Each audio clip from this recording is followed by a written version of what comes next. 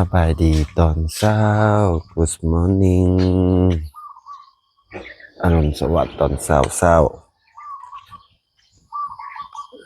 มาพบมาพอกับช่องบ่าวเสือตามเคยเด้อสบายดีพี่น้องป้องป่าบรรยากาศยามมื้อเช้าพี่น้องคืนนี้นอนหลับดีนอนหลับฝันดีตื่นมาก็ฮะสืบบรรยากาศเช้าอากาศสดชื่นมื้อนี้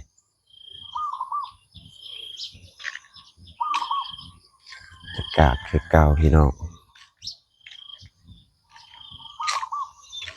ข้าวพวกแก่เกียม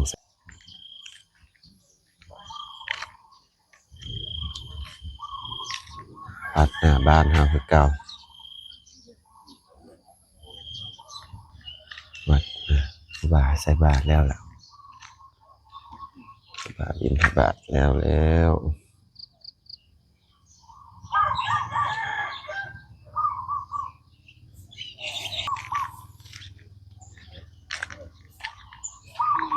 ตื่นเช้ามา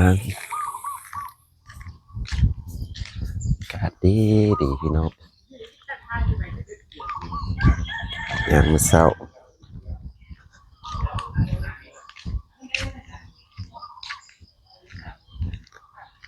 รับฝันดีขนาดเมื่อคืนนี่จักฝันยังไงล่ะโอ้โหความฝันเจ้าของขัดคอแพ้อีหยังเงี้ยเนาะแดงเลย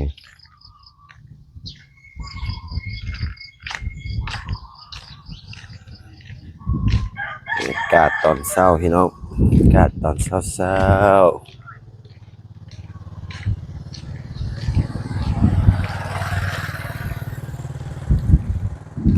แกงลูกใส่บอกใส่บาตรฟ้าก็งามมันนี่อากาศคือ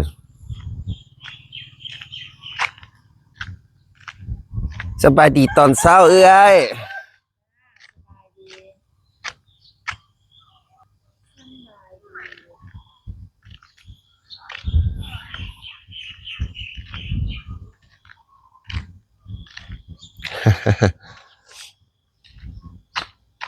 อากาศทงไห่ทงนาพี่น้องอากาศดีขนาดยามเช้าเอ้าเสียงงัวน้อยอยู่ใส่เสียงงัวน้อยอยู่ทางใดควายน้อยงัวน้อยอยู่ทางใดงาม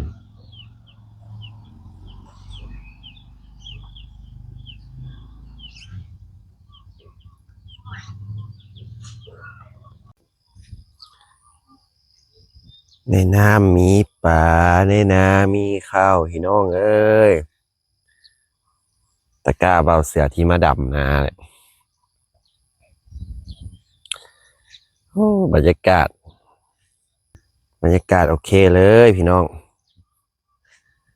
อากาศดีอากาศบริสุทธิ์อากาศดีอากาศบริสุทธิ์คือตอนอยู่สวรรค์นะเขตเลยบรรยากาศอันนี้คือทอดตอนอยู่สวรรค์เลยเดินแต่เช้ามาเลาะทงไห่ทงนาเลาะเบิ่งตะกอกตะกร้าเลาะเบิ่งปูเบิ่งปลาทีห่างเก็บไว้ยามมื้อค่ำมื้อแรงนี่เนาะเนาะยามบอกยามเบ็ดนี่ข้าวหลอกงานมาได้ข้าวเอื้อยคอยเห็ดนะ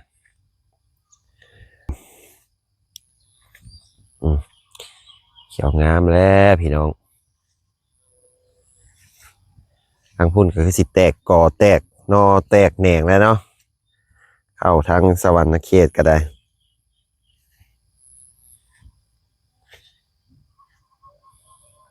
ฝากบางทีเนาะดำก่อนนะเขียวงามอำลำพี่น้องสุดลูกหูลูกตาอากาศงามหลายพี่น้องโอ้อากาศบริสุทธิ์งามหลาย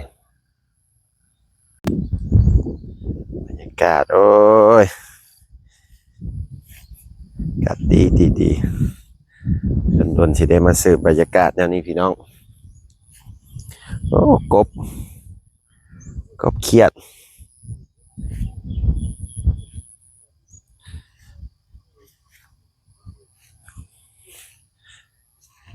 อยู่นำกันบอกว่าตื่นแต่เช้าแล้วตอนอยู่สวรรค์ตื่นให้เราเก็บหอกเก็บเห็ดเก็บหอยเก็บปูเก็บปลาที่เอาห่างไว้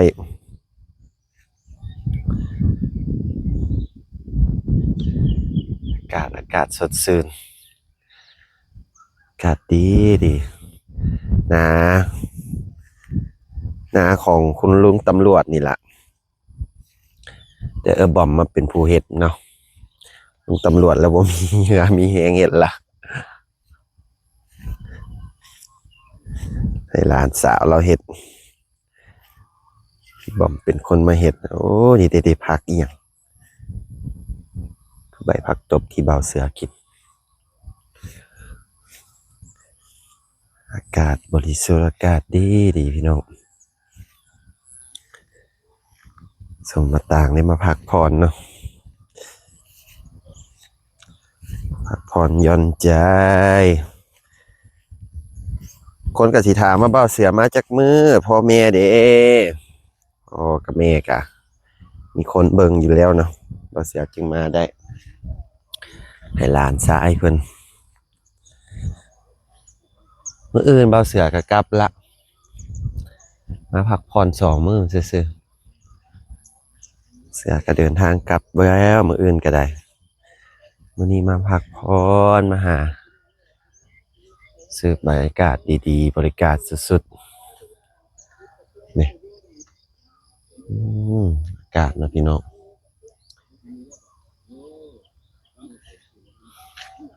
อากาศดีอากาศบริสุทธิ์อากาศดีทงไห้ทงนาเฮาบ้านสวนคุณลุงกับปัดกวดยางซานตื่นแต่เช้า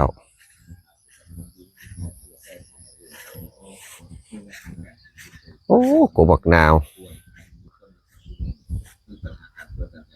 คุณลุงปลูก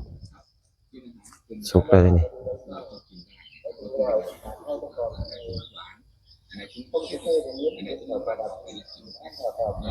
กินกาแฟแล้วบ่ลุง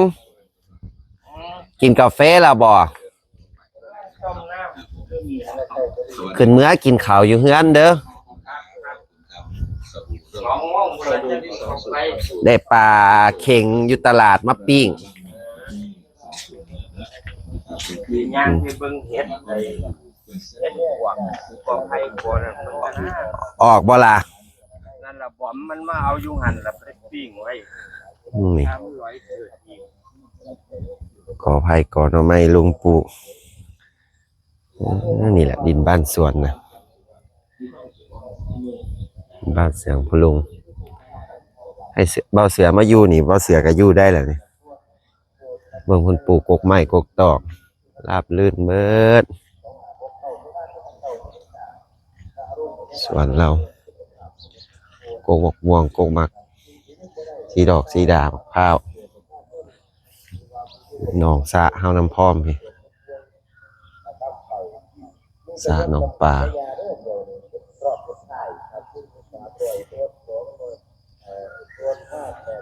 มักลาย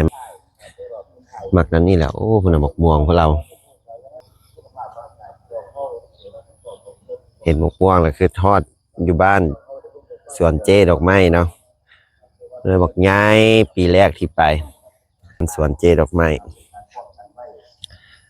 ไปหาลากบอกม่วงเจสวนดอกไม้เมื่อเอาไปหาอยู่หาป่าไปเบิ่งสวนป่าสวนอ่านพักเบิ่งให้นาให้ข้าวเพิ่นตอนอยู่พุ่นใหม่ๆนะลุงเพิ่นสิพามาเบิ่งอัน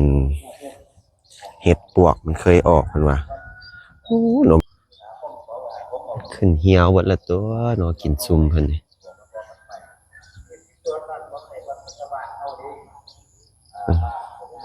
ออกบ่ลุงมันยังบ่ทันเอ้าเทื่อบัดแดดพู้นแหล้วมันจึงสิออกเอา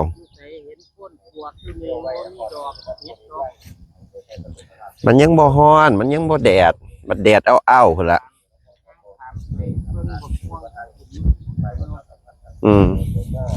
ถามได้บ่ล่ะค่อยๆได้ล่ะ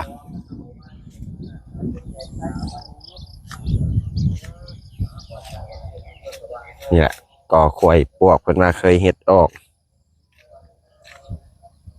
มาตัดขวดตัดเลยกินเรารักป่าอยู่นี่มีบอกคนมาลักเอาโอ้ยเหลือเขาก็เขาเป็นสิได้กินคำมาลักจังได้หนองมันก็เลิกบัดนี้เวทคิดเขานั่นแล้วเวทคิดเนื้อเนี่ยขี้กระเดือนเนื้อที่เขาปรุงมาใช้ปลาโดยเฉพาะนั่นน่ะเก่งเนาะเขาก็ได้เนาะ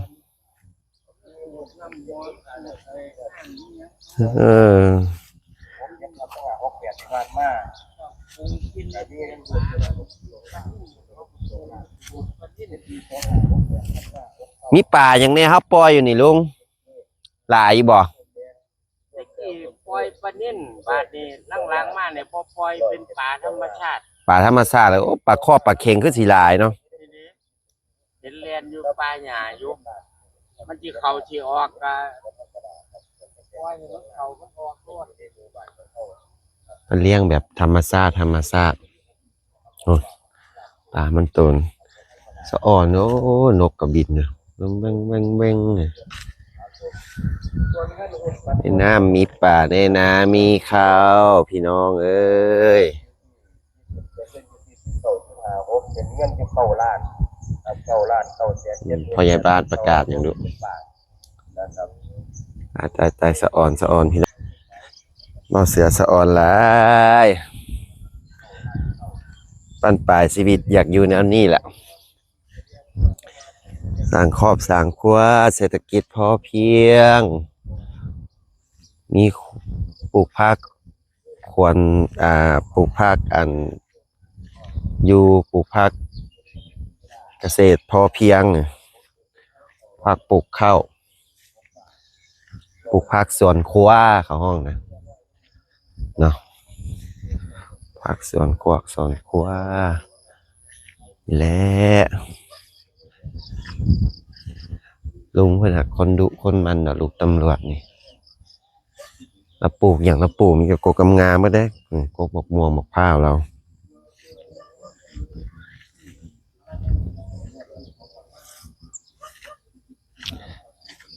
อ่อนบ้านสวนบ้านนา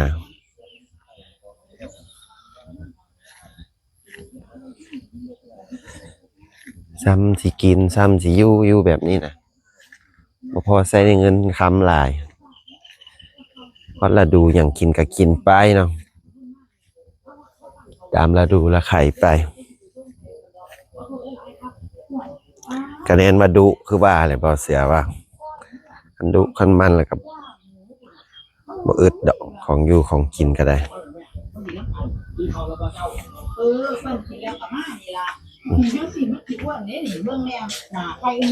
ตัดหยอกตัดหญ้าแล้วล่ะเงินเถียงนาโอ้โกผักสมิกเราติวผักสมิก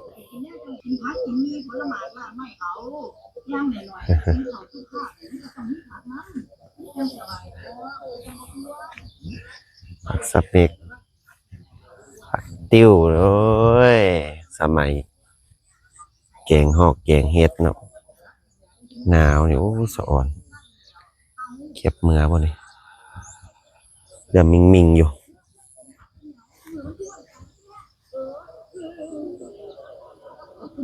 เก็บเมื่อจากลูก2 ลูกก่อนอยู่นี่ก็มีสอบเงินสอบทองเด้อพี่น้องเด้สอบเงินสอบทองเอ้ยสอบเงินสอบทองเอ้ยแม่มึงตื่นละบ่วงนี้เนี่ยนะแม่มึงลูกตื่นเกี่ยวหยอกเกี่ยวหญ้ามา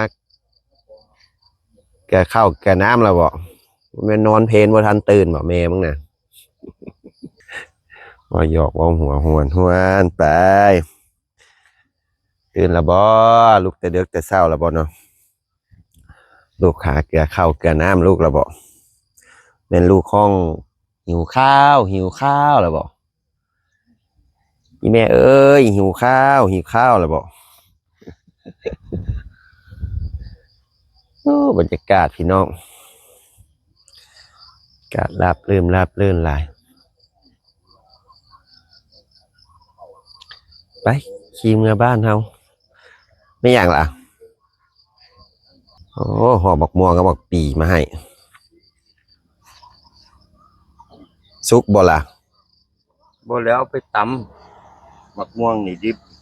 มีห้ามหน่อยนี่แหละ บักปีอย่างลุง ปีกล้วย เออ บ้านๆเท่านี้ล่ะ ปีกล้วยบ้านเฮา ม่วงหน่วยหนึงนี่สิหาทางเอาอยู่นี่ไปเอาไม้มาซอยก่อน ครับไปกลับบ้านเฮาพี่น้องกลับไปบ้านบอมต่อหากินข้าวปั้นข้าวเช้ากันขี่ออกจากบ้านมากะบ่ฮอดจากกิลักนี่แหละกิโลนึงนี่แหละกิโลนึง2 กิโลนี่แหละพี่น้องขี่รถจักรมา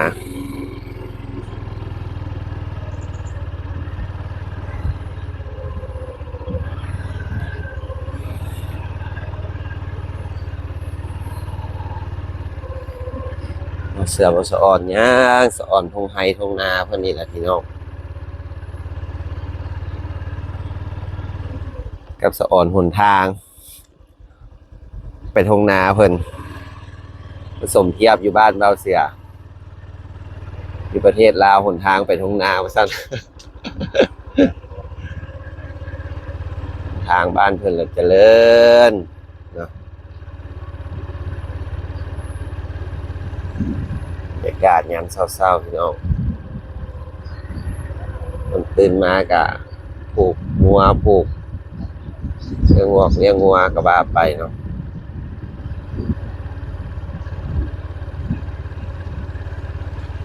อากาศยามเช้าๆอากาศบริสุทธิ์อากาศดีพุ่นน่ะเพิ่นให้นี่ข้าวเขียวข้าวงามลืมๆเลยให้นี่เพิ่น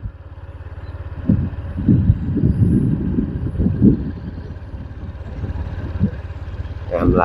ายพี่น้องตะเวนพร้อมขึ้นข้าวนาเพิ่นสะอ่อนบ่เสือบ่สะอ่อนหยังดอกเอาคลิปนี้เบาเสือก็สิฝากไว้ซ้ำนี่แหละเด้อก่อนอื่นเบิดเบาเสือก็ขอบใจเด้อพ่อแม่ป้านาทุกคนเนาะที่เข้ามาเบิ่งคลิปเบาเสือจนจบเนาะที่เข้ามาซัพพอร์ตเข้ามาเป็นกำลังใจให้เบาเสือคลิปใดเม่นใดเบาเสือบ่ได้ตอบบ่ได้ว่าก็อย่าฟ้าวเว้าอย่าฟ้าวว่ากันเด้อขอบคุณป้านาแหละส่งกำลังใจให้เมื่อคืนนี้ไล่สดกับสัญญาณดีสัญญาณบ่ดีสัญญาณขาดสัญญาณหลุดขาดไปคลิปนี้ก็สิฝากไว้ซ้ำนี่แหละจึงพอกันอีกคลิปหน้าเด้อไปก่อนสบายดี